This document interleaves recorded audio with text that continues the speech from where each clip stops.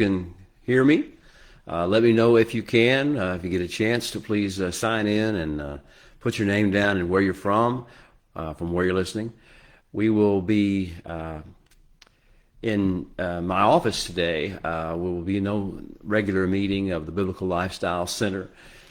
So instead what we're going to have, you get me. And I hope today that I have a word of encouragement for you, a word of inspiration for you, a word of empowerment for you, and also a bit of a word of direction and caution to you.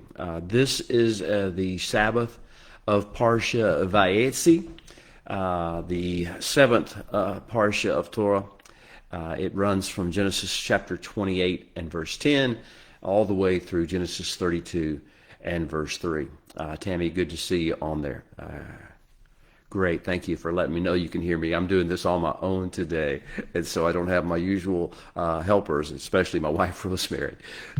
So welcome to everybody. Welcome to you from all over the world and from our local community who have seen fit to join us. And let me come into your home or your car or your cell phone today to be able to speak to you this downflow, this downdraft out of Parsha Vayetze. I call this the Parsha of encountering and then learning to navigate through the critical crucibles of exile. I'm going to repeat that phrase for you because there's going to be a heavy concentration in this discussion about exile. So let me go through the formulation of my title of this particular lesson that I believe is the essence of the message that the Holy One is trying to present to us out of Parsha Vayetze. There are many things in Parsha Vayetze, but this is the ultimate theme. Here it is. This is the Parsha of encountering and learning to navigate through the critical crucibles of exile. As I said, we are in a different time. We are in a time of importance, and I want to make sure that we cover all the areas that need to be covered. All right, what is exile? Well, you understand the context. The context we're talking about is that Yaakov, many people in the Western world, of course, call him Jacob, but Yaakov, the son of Yitzhak, the grandson of Abraham, has lived all of his life thus far in the tents of his father, maybe his grandfather, for about 10 or 14 years, based on how you interpret the time frames here. And so he has lived in a nest, in a cocoon, so to speak. He has been in a environment in which he could grow and mature, but not bear fruit. And so what we're going to have in Vayetze is he is going to be sent out. This is his Lech Lecha moment. It is different in its form or its appearance than the Lech Lecha meeting or the Lech Lecha calling that Abraham received. But this is his nonetheless, and each covenant partner, each person who steps in and takes up the torch of the covenant of the Holy One will have a Lech Lecha moment. And that Lech Lecha moment has arrived for Yaakov. Yaakov is going to have to leave. You remember the context. He has engaged with his mother, Rivka, in a very deceptive protocol by which he has substituted himself for Esau, the firstborn, and he has been given a blessing. Then after the deception took place and all cards were finally on the table, Yitzhak went ahead and verified and ratified the blessing that he had given to Yaakov. He recognized Yaakov as the torch bearer, the covenant light bearer for the world and for the next generation. And so he sends him out, and he sends him out with instructions to leave the patriarchal home, the tents, leave all the places, leave all the things he was comfortable with and familiar with, leave all the very things of home, and head off into another world. This is what needs to happen in order for us to not just to thrive as a seed, but to sprout and be able to move forward. We have to go through some different environments, be put into our own soil, or at least some soil, in order to be able to sprout and grow and bear fruit. That's what's about to happen with Yaakov. That's what we're going to see take place over the next several chapters as we begin with Genesis chapter 28 and verse 10. I want to go ahead and read with you, if you would, just a little portion of this from Genesis 28 and beginning in verse 10. I'll have to put my glasses on so I can see this on my screen. But here we go. Now, Yaakov, or Jacob, went out. That's the Vayetze. And he went out from Beersheba, and he went toward Haran. That's in Mesopotamia, or Paddan Aram, 450-some miles. And so he came to a certain place, and he lodged there that night, because the sun had set. And he took one of the stones of that place, and he put it at his head, and then he lay down in that place to sleep. And he dreamed. And behold, a staircase was set up on the earth, and its top reached to heaven. And there he saw angels of the Holy One ascending and descending on it, that is the staircase. And then behold, the Holy One stood above it, and he said, I am the Holy One, God of Abraham your father, and the God of Yitzhak. The land on which you are lying, I am going to give to you and to your descendants. And also your descendants will become as the dust of the earth, and you will spread forth abroad to the west, and to the east, to the north, and to the south, and in you, and in your seed, all the families of the earth will be blessed. Behold, I am with you, and I will keep you wherever you go, and I will bring you back to this land. For I will not leave you until I have done what I have spoken to you. And then Yaakov awoke from his sleep, and he said, surely the Holy One is in this place. And I was unaware, I did not know. And he was afraid. And he said, how awesome is this place? This is none other than the house of God, Beit El. This is the gate of heaven.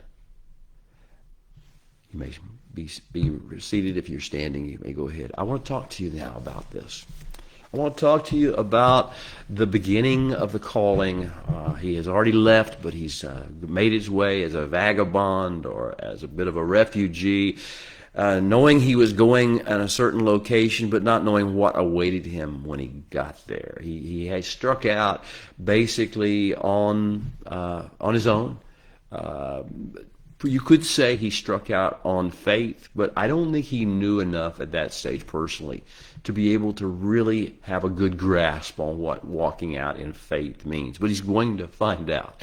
And this vision that he has, this is Yaakov's first dramatic encounter with the creator of the universe. Hallelujah for that, right? I mean, we all need a dramatic, drastic, life-changing encounter with the creator of the universe.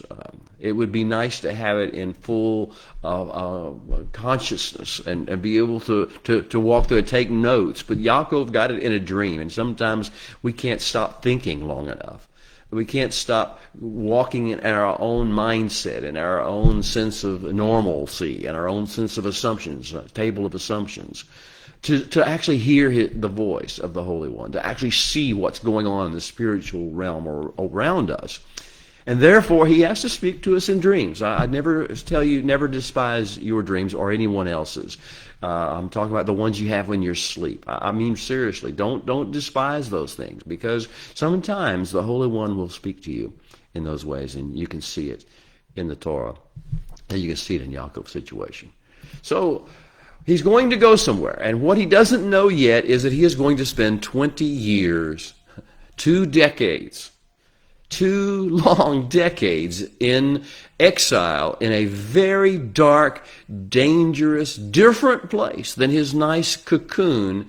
He might have had a terrible relationship with his brother, Esau, but he did not even realize how totally blessed he was to be in the environment he was, with Yitzhak, with Rivka, with the covenant being so active and engaged in their lives, with the practices and the protocols of meditation on the Torah, meditation on the words, prayer, tefillah, the issue of coming and having regular conversations with the Creator. This was the environment he grew up in. But now he is sent off into a different realm, a realm where he is surrounded by darkness, by treachery, by deceit, by betrayal, by the things you and I deal with on a day-to-day basis in our world. Different false narratives being spun all the time, different agendas being promoted. This is the realm of exile. And so this Parsha of Torah is designed to teach us how to encounter and not be cowed by, not be afraid of, but to encounter and to navigate successfully through the crucible, the critical crucibles of exile. So let's define what exile is. In Hebrew, the Hebrew word is galut, but it basically means to be deported from your homeland, to be deported from your comfort zone, to be cast out. You could do it voluntarily, and Jacob to some degree self-deported. And so many times we'll self-deport ourselves into a realm in which we think the grass is greener on the other side of the hill. They're having more fun on that other realm. When you depart, and there's things we depart from or deport ourselves from. The things that make us in exile as a covenant people are to be deported or have departed from the land of promise, the land of Eretz Yisrael, the land we call in America Israel. This land, but not just the land. Then there is also a part of it. We're also exiled if we're in the land, but we have no access to the city of Jerusalem, the holy city of our King. We are still in exile if we have everything but the city of Jerusalem. And then even if we have the land of Israel, and we have access to the land of Israel, and we have access daily to the city of Jerusalem if we so desire to go, we are still in exile if we do not have access to what's called today Temple Mount, or Mount Moriah, the mountain of the Akedah, the mountain where the temple was built. If we don't have access to that free access, unrestricted access, and we don't have it now, the Hebrew peoples, the peoples of the earth, and the covenant do not have access to that. So we are all in exile, even though some are residents of Israel. Some live in the city of Jerusalem, but yet we are still, to some level, at a degree, in this realm of exile, and we are subject to the restrictions that go with exile. Exile means that we are to some level being immersed in a foreign culture. Foreign to what? Not necessarily foreign to our ethnicity.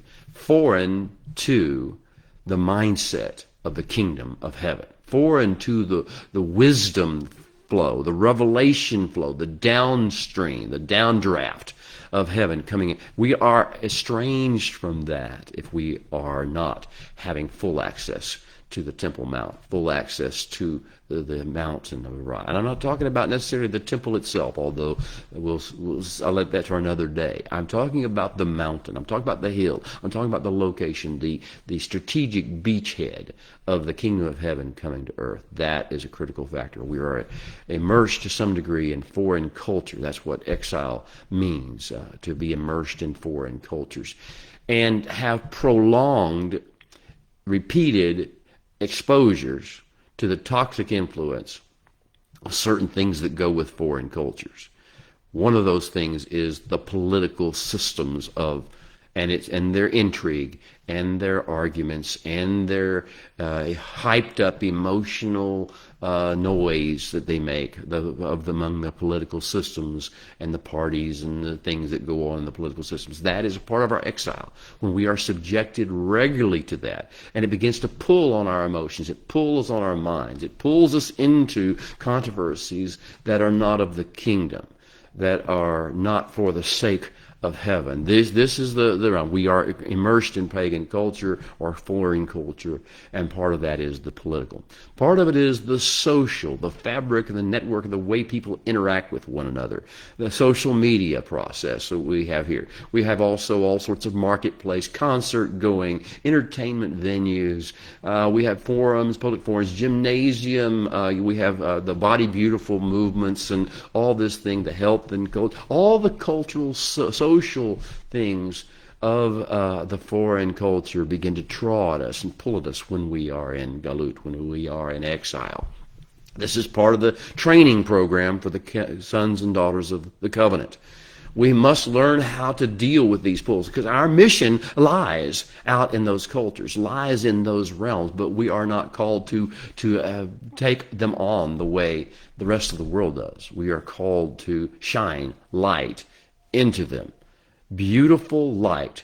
Give salt, give hope, give purpose into those dark areas of dark energy that we see in their political, their social, also their economic systems. We are never to, we have no choice but to be somewhat caught up in the economic systems of whatever land we're living in or whatever ethnicity we're among, the economic ideas, the sense of entitlement or lack thereof, the sense of deprivation or lack thereof. We begin to absorb the emotions that go as well as the patterns and the practices that go with the economic systems of the foreign cultures we are in. Oh, don't you know the kingdom of heaven has a different economic system?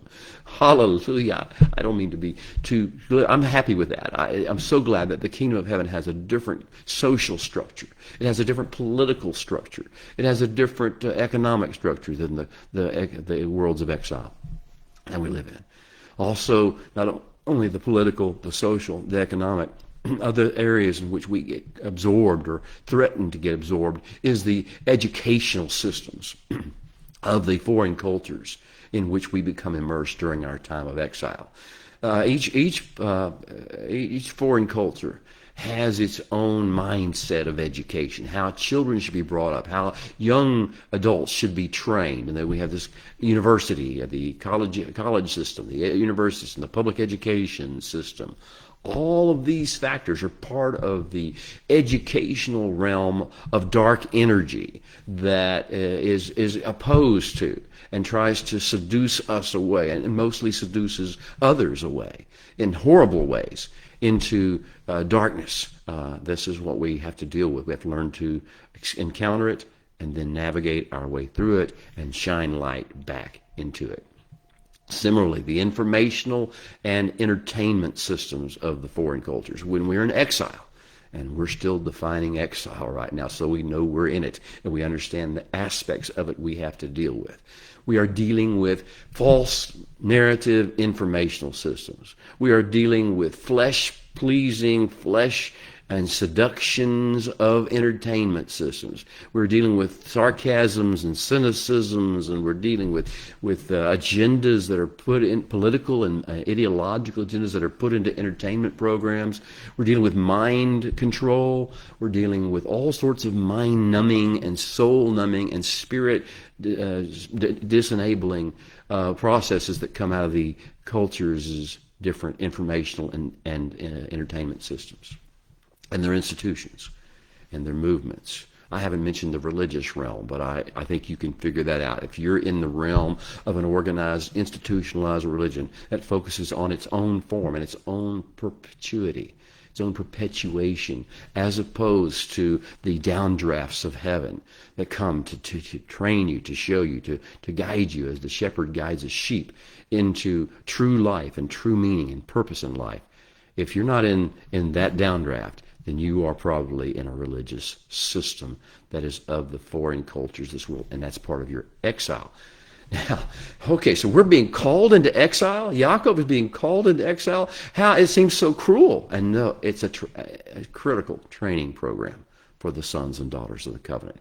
We must be able to navigate through these things without losing our identity, without losing our calling, without losing our mission, without losing our passion for our King and for the plan that he has ordained, the plan to redeem mankind as a species bloodline by bloodline and household by household, and the plan to restore creation, inch by inch, valley by valley, hillside by hillside, acre by acre, country by country, to its originally intended Edenic state of beauty and fruitfulness and shalom.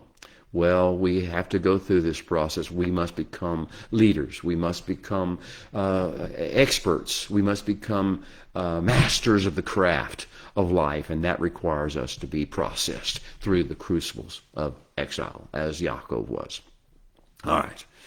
Now, what are we going to find in exile? We're going to find false narratives and folly to the end of the world. We're going to see all these false narratives, all this deceptive vocabularies, redefining terms, not kingdom definitions, not kingdom narratives, but instead we're going to see man promoting man's ideas, man promoting man's institutions, man promoting man's economic systems. We're going to see all these things, man promoting man's pleasure, man promoting man's thrills, man getting all excited about what man does. That's the deceptive false narratives. The vocabularies will become almost so pointed, so it's mind control. The use of vocabulary will allow mind control. If they keep putting words, they say the words in particular, they're buzzwords, often enough. And you can know what some of the buzzwords are right now. If they say them often enough, you will believe it's part of your purpose, it's part of your meaning.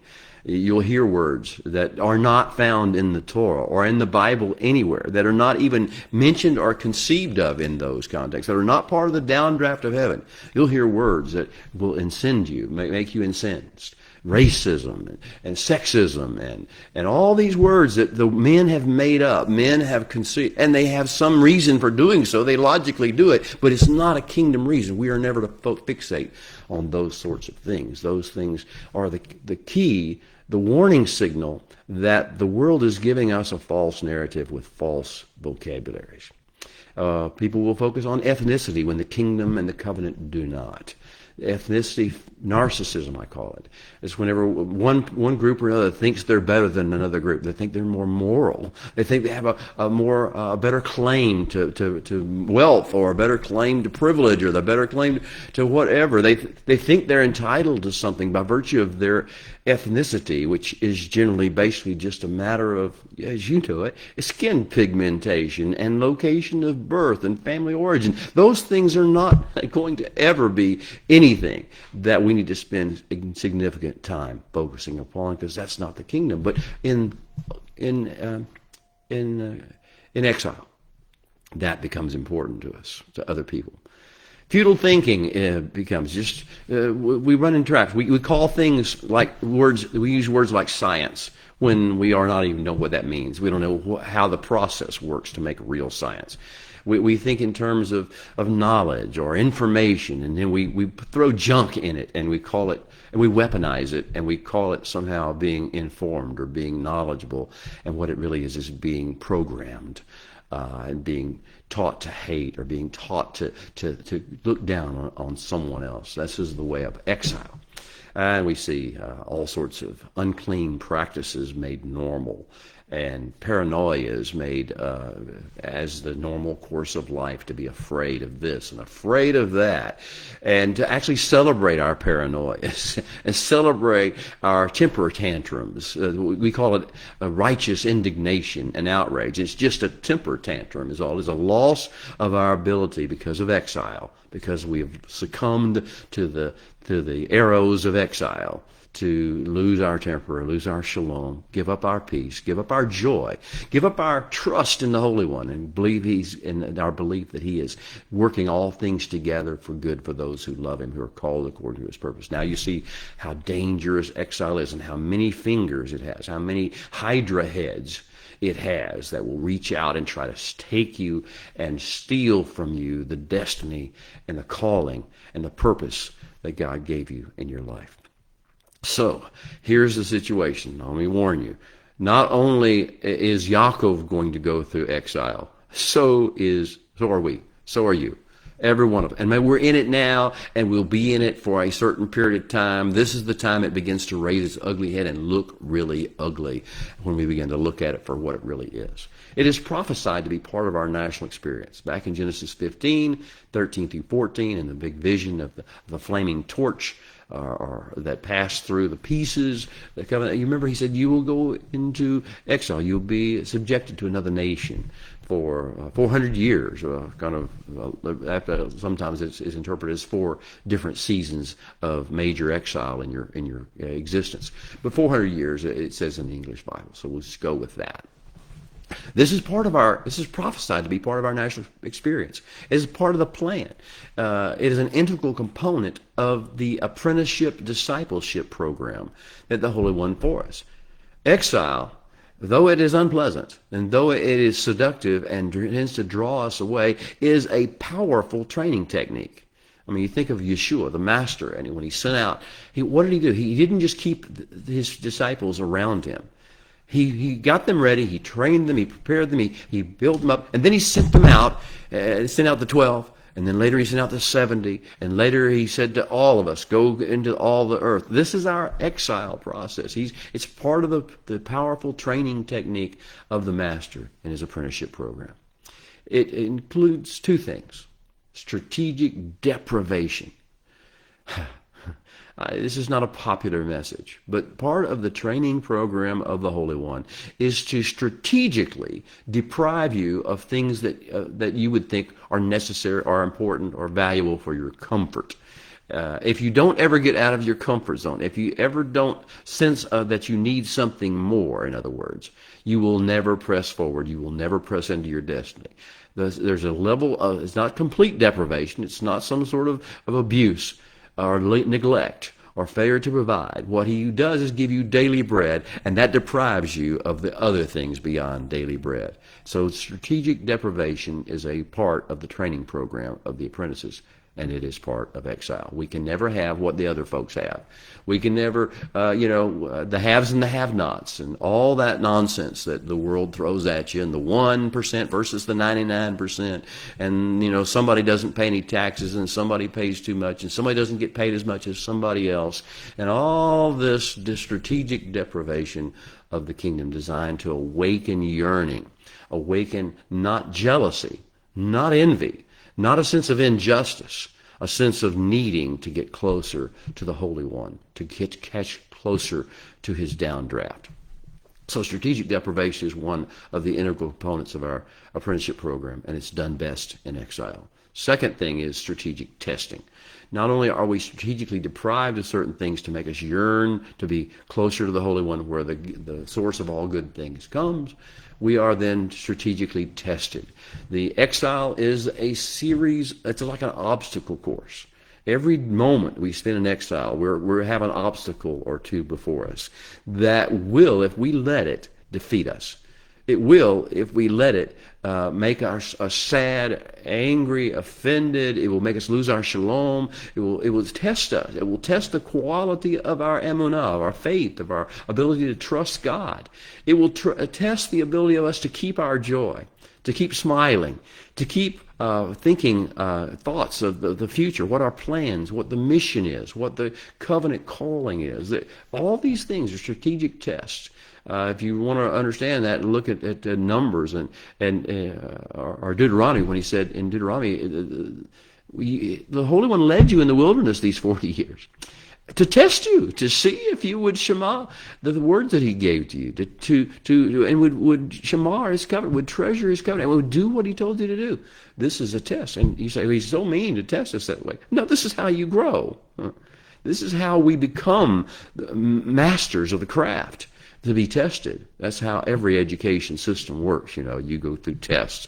I'm an attorney by trade, and I had to go through not only all the tests of my growing up and all the tests of my college career, but then the bar exam whenever I finished that. The testing is the protocol that by which we are graduated into our next level of responsibility and opportunity.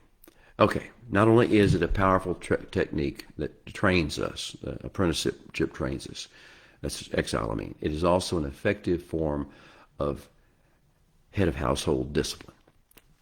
exile is also used as a kingdom discipline. Levels of exile are increased or decreased, and their impact upon us is increased or decreased on us and our families as a matter not of punishment, but of training and discipline. The idea is, don't touch that. This is like the father looking at the child, reaching up for the stove, the hot stove, and saying, don't touch that. This is what the Holy One does with exile. He teaches us gradually what not to touch, what aspects of the political systems not to touch, what aspects of the economic systems not to touch, what aspects of the educational, informational, entertainment systems not to touch. You understand, this is part of his training program. Exile is also an essential element of the Holy One's redemptive and restorative plan. You see, we don't get to cloister. We don't get to become hermits. We don't get to sit in ivory towers. We don't get to. That's not the plan. The plan is to send us into all the world, into its deepest, darkest recesses of humanity's failures. This is where we go. So we have to learn from our individual days of exile how that we're going to be able to help other people out. We are called to bring other people forth, to help them to escape the levels of darkness, the deepest levels of darkness in exile. The diaspora, this is part of the ultimate plan. We are sent out, not to send out in punishment, not sent out in the sense that we are being rejected by him. We are sent out as seed. We are diaspora. We are seed. And so we're sent out as being planted by a master planter. The sower went forth to sow his seed. This is the idea of who we are. This is the grand plan, that we are being sent to all the corners of the earth, all the cultures of the earth, all the ethnicities, all the systems, all the institutions. We're being sent out there because he wants to have a harvest. He has a harvest in mind. Some call it, in the Hebrew traditions, some call it, he scatters sparks of holiness. Well, I don't know how holy we may be. I don't know how much spark there is in us, but yes, we are being sown like seed, and that's his plan, because where he sows seed, he will have a harvest. The second aspect of how exile fulfills his plan for us to be his covenant people is, you remember when he told Abraham in Genesis 12, at the end, the very last thing he told him, after he says, I will bless those who bless you, and I will curse those who curse you. Those who curse you, I will curse. That can't happen unless we are exposed to the world. We must be sent out into the nations, the cultures, the ethnicities, all the places of the world, the systems of the world, and give them a chance to either bless us or curse us. We need to do all we can to give them a reason to bless us. But sometimes it will not be so. Sometimes they will curse us, and you know what happens when that takes place. Don't give them extra reasons to curse you. Don't let your behavior or your attitude or your language or your vocabulary or your sense of entitlement somehow cause it to be easier for them to curse you, because this is part of his plan. With those who curse you, they will be cursed. The plan is strategic sowing, then watering while we're in exile, then weeding while we're in exile, and then time will pass while we're in exile as we mature, and then there will be a harvest, and from the harvest will come forth all the things he's planned. Now, I want to kind of get a little further in this, just a second. I got no more. All right. There are many prototypes of exile. Avram and Sarai went to Egypt. Yitzhak went to Gerar and lived there for a while, and among the Philistines. Yaakov now being sent to Padan Aram, back to Haran, to the house of Laban. And there are many others in Torah, all the way into the time of David and the time of the kings. And we'll see how those works, and also the exile, Babylonian captivity, those things. But those are just the prototypes. This is part of the system, part of the process and the journey of the kingdom's sons and daughters. What are the phases? Well, there are certain phases of exile that we are going to go through, that we see patterns developing, part of the Torah patterns, to train us to recognize where we are in exile at any given stage. We're not to judge other people for where they are in exile. We are all to take responsibility individually for where we are in exile. So what is the first stage? The first stage is just a gravitating away from the things of the Holy One, away from intimacy with Him, away from downdrafting and getting strategic kingdom briefings, away from tefillah, from prayer, communicational prayer, conversational prayer with the Holy One, away from humility, away from those things, toward arrogance, toward ideas. This is called gravitating toward Galut. We're not even there yet. We're still living in our cocoon. But in our cocoon, our minds are wandering. Our hearts are straying. Our attitudes are curious about the things that the other people of the world are enjoying. So this is gravitating toward Galut. It includes a restlessness. And with that restlessness comes a sense of ingratitude, envy, jealousy, comparison with other peoples. This is your first clue that exile is coming, because you are self-deporting into it. When you start looking at what other people are making, what other people are having fun, what other people get to do, you don't get to do, you sense this is when you have lost your gratitude, you've lost your joy, and you begin to gravitate toward Galut. Second thing is when you see yourself casting off restraint. Casting off the restraints of the covenant, slacking in kashrut, or the eating of the kosher foods, and abstaining from non-kosher foods. And when I say kosher, I just mean biblically kosher at this stage. You can get into whatever levels of religious kosher you want to. I'm just talking about what he said, the unclean things, so avoiding, not touching, not eating the unclean things, and not letting those unclean things become part of who you are, make them inject themselves into your life. You see that begin to happen, the casting off of restraint. That means you see a general, gradual pulling away from the covenant, chafing against the cords of loving kindness that the Holy One has put out there. This is all part of gravitating toward Galut, gravitating toward exile. Then you feel a sense of emotional disconnection from the people of the Holy One and from the covenant and from the calling. It just doesn't thrill you anymore. You don't feel excited about it.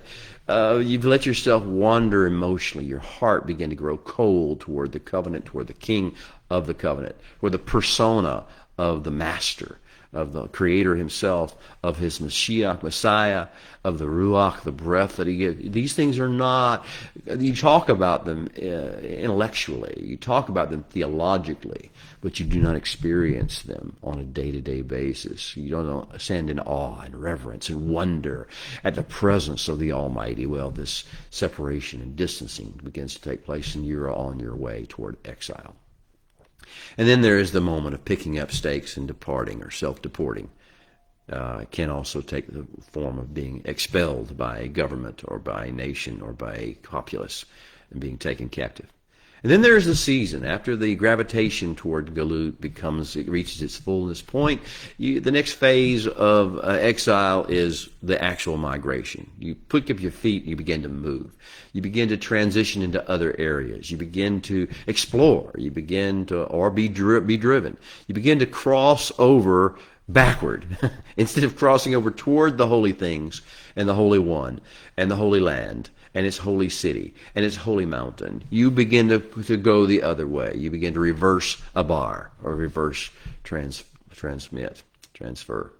And then there's the issue of just sojourning. Sojourning is temporary. Just like, I think I'll just stay over here tonight. I think I'll just go over here and try this for a minute. I'm going to move on. I'm not going to stay here, but I'm just going to say, this is sojourning, gur in Hebrew. It's the idea that I'm just kind of taking a diversion for a minute, a detour, stepping aside from the path just for a little while. I'm just going to do one little thing. I'm not going to completely abandon the pathway that I'm going. I'm just going to spend a little time. Let me try this out. Let me check this out. That's sojourning. And that is a phase of exile. And then there's the dwelling. We get to a certain place. We try something. We sojourn for a while. You say, this isn't bad. think I'll just stay here. We set up camp. We actually begin to build structures and systems. We put down tent pegs. We connect with the locals. We connect with those others who are doing stuff like this. Becomes dwelling.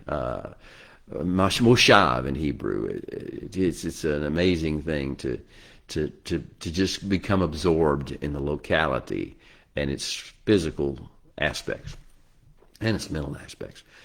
And finally, then, after we dwell for a while, and there's certain things going to happen. I'll talk to you about that. Well, the thing of exile is there's a graduation phase of getting us back out of exile, heading us back toward our purpose. But at a certain stage, something will happen, and we will reawaken to our covenant identity. We can't give up our covenant identity. We are who we are. We are called to do what we're called to do. We are called to be who we're called to be. We're called to be light. We're called to be salt. We're called to be witnesses of the goodness of the Holy One. We're called to be bearers of good tidings. So we can't hide that for long. It's going to eventually awaken in us. You're not living your destiny. And so this awakening comes up, and then we have an awakening to the mission with this sense. We look around and we see the need. We see the deprivation in the world. We thought at first it was so cool to be among them. And then we say, this is sick, this is dying, this is diseased, this is going in a terrible direction that has horrible implications, and we begin to awaken to our mission. Wait a minute, if not us, then who?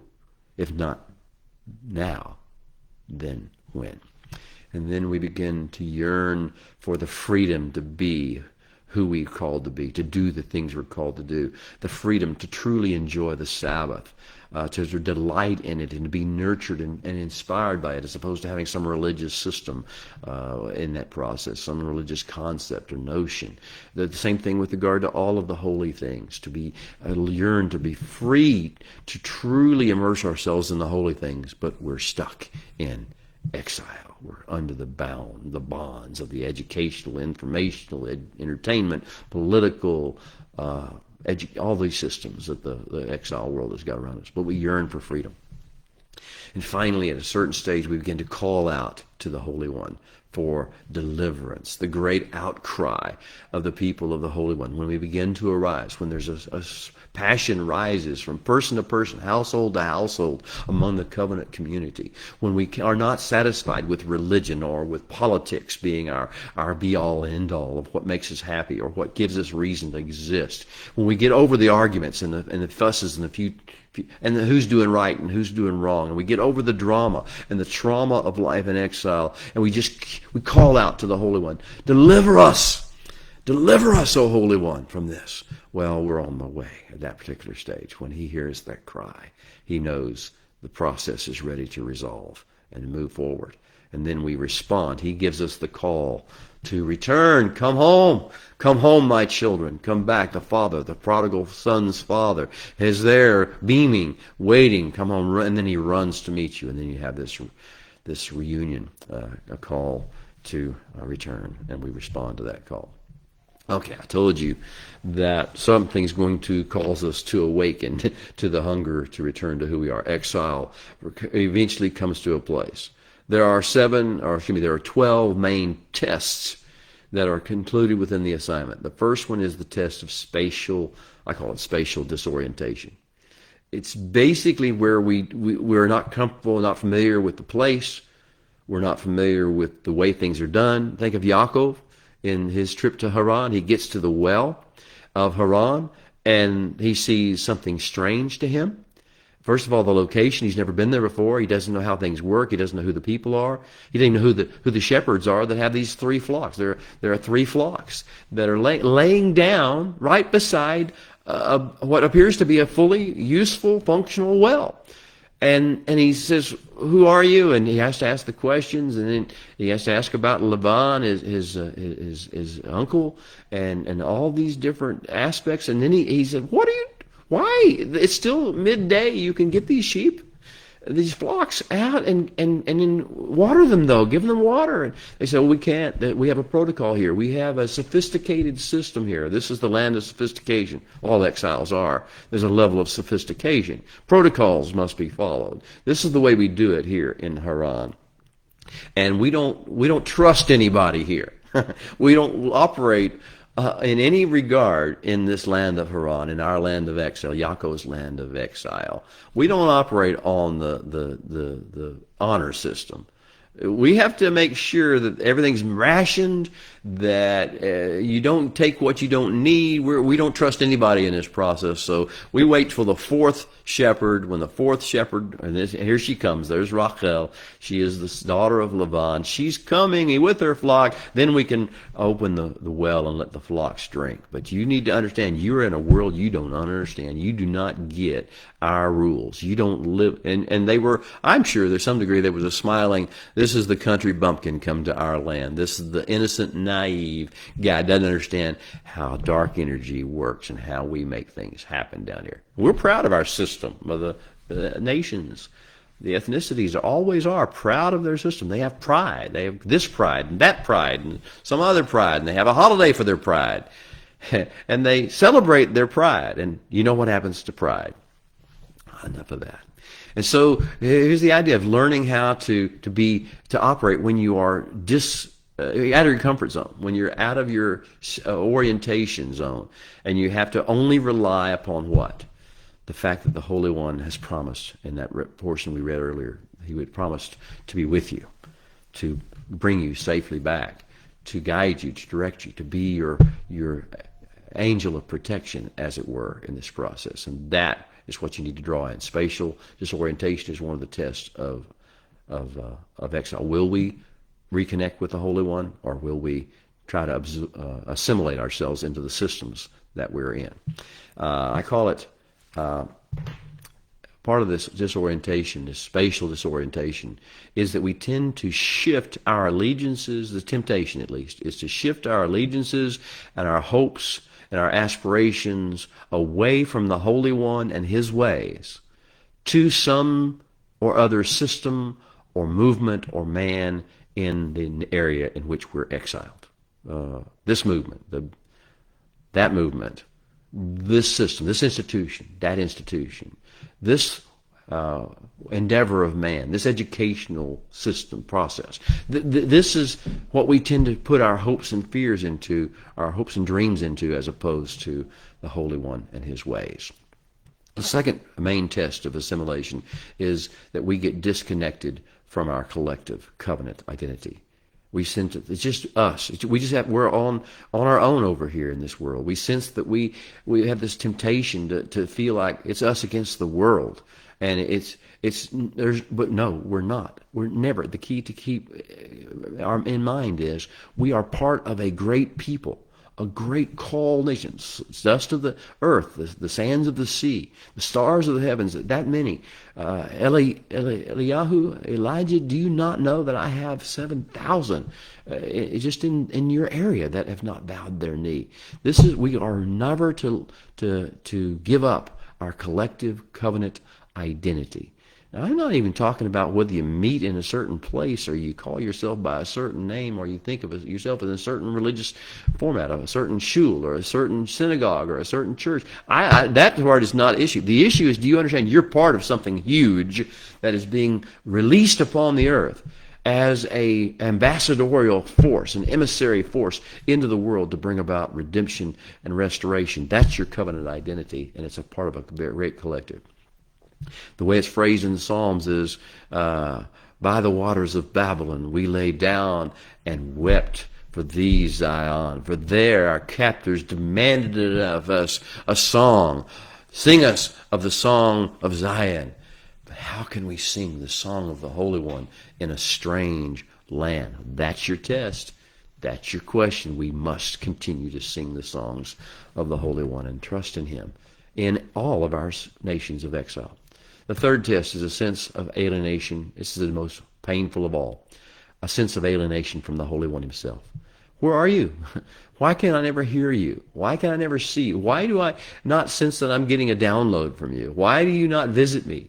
Why do you not come into my life? Why do you not act? Why do you not move? Why are you silent? This is the things that we think. He's not silent. He's not hiding. He's not refusing to act. We are just so assimilated into the world and the culture and the thinking of the world, we wouldn't know it. If we stepped on it, we wouldn't recognize it if it bit us. His presence is no longer something we are responsive to. And we blame him when it's our own moving away. The fourth test is dissociation from the holy things. We just dissociate from them. We just don't feel a part of them. The holy Torah, the holy Sabbath, the holy holiness of food, the holiness of special nurturing food that he's designed for us, the holiness of the tabernacle temple model of interaction with the Holy One and self-surrender over and over again in different contexts, different ways. We disassociate from that. Therefore we don't have the energy pulsing of holiness. We only get the insults of the dark energy of the world around us. And then we have the process of assimilation, which of course this time of year, as we get ready for the times and the seasons, being the anniversary of Antiochus Epiphanes and the abomination of desolation that is written about in the books of the Maccabees. It's a part of the times and the seasons we go through. Assimilation was more of a problem than Antiochus Epiphanes was. Without assimilation, Antiochus Epiphanes would have had no impact. But because people of the covenant just bought into the system, began to operate, began to flow in, began to take the energy of the foreign culture that had become, actually in that situation, had actually invaded them. Invaded their land. This assimilation process is one of the tests. Will we assimilate, or will we maintain our separate identity and calling and holiness? Another test of exile is whether we will embrace the cultures around us, the people around us, as false gods. I don't just mean some sort of shape and image that they worship and bow down to. I mean their priorities, their values, what they consider important, what they consider success, who they consider to be heroes, and how their hero narratives work. They're all false. They're all just exaggerations. They're all just fast imaginations, vain imaginations. But we tend to accept those or embrace those sometimes, and that's the test. Will we do that, or will we hold fast to there's only one hero in this world? And that's the creator of the universe. And his people are called to follow that hero through all of his exploits and to stay tuned to him and not get distracted by the other human heroes around us, or villains for that matter. Fret not because of evildoers. These are the tests of exile. And then there's the test, the problem of diminishing in generations. One generation becomes weaker in their faith, in their walk, than the other, the next. And what they mean is they're more and more assimilated, less and less concerned about the plan of God, and more concerned about how to function, how to succeed, how to be popular in this world. Dangerous trap. And then the other test is actually self-hatred, actually believing the lies that the cultures around us say about us, believing the worst about us, believing we're to blame, that we're the problem. We have this Jew privilege, or whatever you want to call it, Hebrew privilege. We have this some privilege, and we are abusing this, and we believe the lies that are out there now. That leads to the hydra head of anti-Semitism. Okay, that's just a label. Anti-Semitism, don't get freaked out. I use the term only because it is so well known in our world. What it just means is the reaction of the people, the cursing reaction of the peoples around us that we are around whenever we allow ourselves to practice self-hatred. When we assimilate, we can't really assimilate. And we try to believe they're all right and we're wrong and we're the problem in the world. This is where people like Marx and the different folks, we begin to do, Weinstein. I can mention some names. I hate to even mention these names. Madoff. But these are the folks who actually have practiced self-hatred and begin to absorb the things of the culture, and now they become pariahs, and then people begin to blame us for their assimilation issues. And so the first thing that happens is we see people begin to actually steal our culture. They don't really want to be part of the covenant people. They just are kind of amused. They're kind of amused. They like to blow a shofar. They like to wear a tzitzit. They like to have a menorah in their house. They do decorations. It's a gentle, it's like a kind of a game. We got another culture. It's like we went to a different location. We found another piece of memorabilia. And they take parts of of our culture without taking God, without taking our King, without taking our mission. And therefore, after I call it cherry picking aspects of covenant identity. And then eventually what they do is you'll see certain segments of society actually believe they're us. They're the this Hebrews, and they're the that Hebrews, and they're the new Hebrews, and they're the old Hebrews, and they're the real Hebrews. And what you see is they've culturally appropriated, but they haven't taken the mission. They haven't taken the calling. All they've taken are some of the trappings, and they want to take the privileges that come not without taking the responsibilities and accountabilities that go with it. And then there's a situation of isolation, one of the hydra heads of anti-Semitism that we see as we begin to go through the exile processes. We begin to be isolated. We're not treated like everybody else is. They want us, we feel isolated. We don't feel like part of everything else. We feel like we're somehow second-class citizens because we're treated that way. We're blamed for everything. We're blamed for what Madoff did. We're blamed for what Weinstein did. We're blamed for whoever did it, whatever time. Then there's the dehumanizing. They dehumanize us, and we listen to it. We let them dehumanize us. We let them throw stereotypes at us. We buy into the stereotypes ourselves. We buy into the derogatory labels. The cultures of the world use derogatory labels. Kingdom of heaven people do not use derogatory labels. So we understand we were in the cultures and we're exiled whenever we start using slanderous, derogatory labels. You know, we start doing things that say you're horrible because you're like this. I see liberals and conservatives do this to each other all the time. I see Democrats and Republicans. It's almost like a negative label. It's like you're attaching something filthy to it by virtue of calling them this label. We don't do that in the kingdom, and the kingdom of heaven, the covenant, doesn't do that. But it happens in our exiles. Caricatures take place. We see the caricatures being done in cartoons and in different formats, and people become caricatures of themselves. Then we see vain imaginations, and that leads to blood libels. A long story about what a blood libel is, look it up sometime. Whenever we begin to be unpopular and scapegoated by the world, they make up these blood libels that we're eating their children's blood for Passover and things like that. Then we get mocking. We get ghettoization eventually. They begin to isolate us not just emotionally or socially. They begin to isolate us physically and put us in certain locations. Then they gaslight us. It's all our fault. It's something wrong with us that we don't fit in, that we're not right. This is what's happening right now in America. That the people who believe in the Holy One, the people who follow the things of the covenant, the things of the Torah, these people, it's their fault. There's something wrong with them. They're just living in the dark ages. They're just fundamentalists, horrible people, and therefore they gaslight us. This is what the cultures do to us. This is part of the anti-Semitism. And then they actually begin to oppress.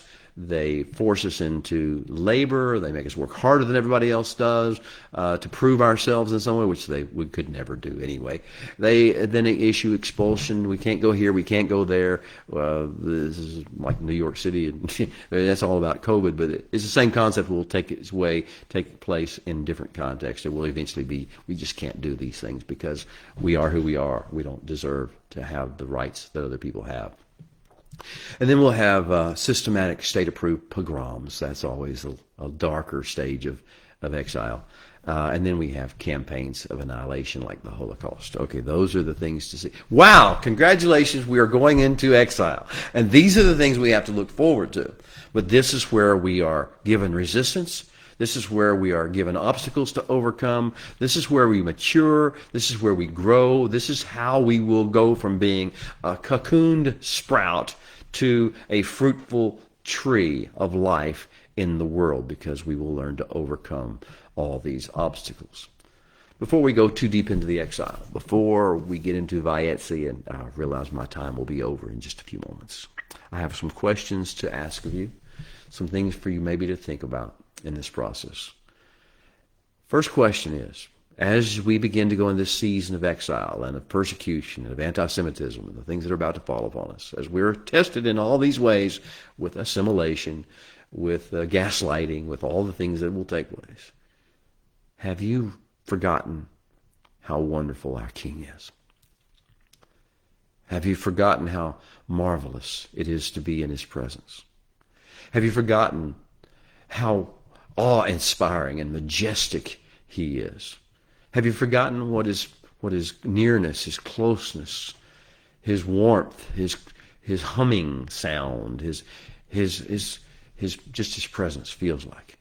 Have you forgotten what it feels like to be overwhelmed by him? Because if you've forgotten, you won't have the strength to go through exile. If you've lost contact with how absolutely wonderful he is, how majestic his presence is, how awe-inspiring his speeches are, his words are, his ways are, then you are not prepared and you will have real trouble in this exile season that we're in. Have you forgotten what his voice sounds like? Ah, the sweet sound of his voice. From Adam, Ayeka, where are you?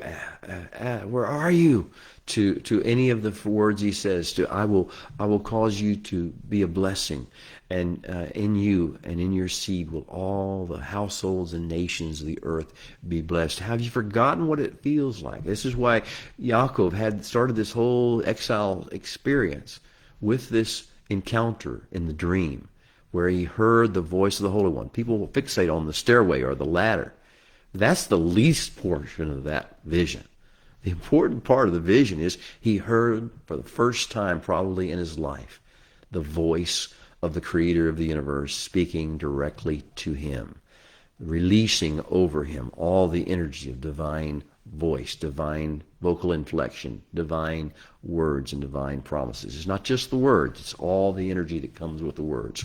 Have you forgotten how wonderful his voice is and what sweetness it has in it?